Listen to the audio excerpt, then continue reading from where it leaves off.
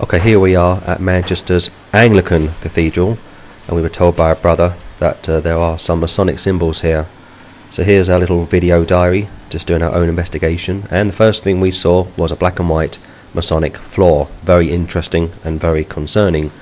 Out of the corner of my eye I came across this, a graven image of the Lord, something which is prohibited in scripture, along with some holy candles, quote unquote. I thought these went out at the Reformation, but obviously not in this Anglican Cathedral.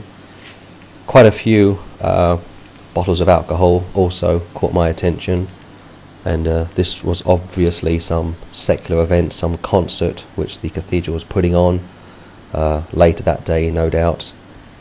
And this also caught my attention, quite innocent to some extent, just a reference to one of the Psalms. And once again, these bottles of alcohol catch my attention. As you can see, this Masonic floor, literally carved in stone. There's one of two of these, and this is the first one, and it says this man was a great Freemason, and he was also an honorary canon, whatever that is.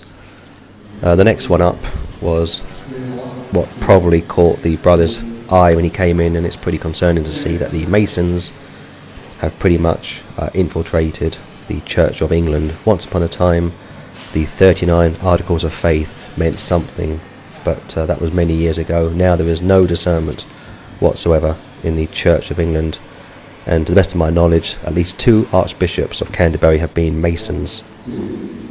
As you can see, this equipment is pretty up to date, it's pretty expensive looking, and whoever's going to come in and get to see this concert would no doubt have their ears tickled. I would take a guess and say that the gospel has probably not been preached here in over 100 years. How can it be once you join the Ecumenical movement? In fact, the C of E were one of the first churches to come into the Ecumenical movement. On the way out, I came across this plea for money, and straight up you should know that when a so-called Christian organisation pleads for money, that they are not of the Lord. The scripture says that the God of the Bible would provide all your need. You don't need to beg for money, especially not from unsaved people. And the final shot of this video is the door. Don't walk, but run.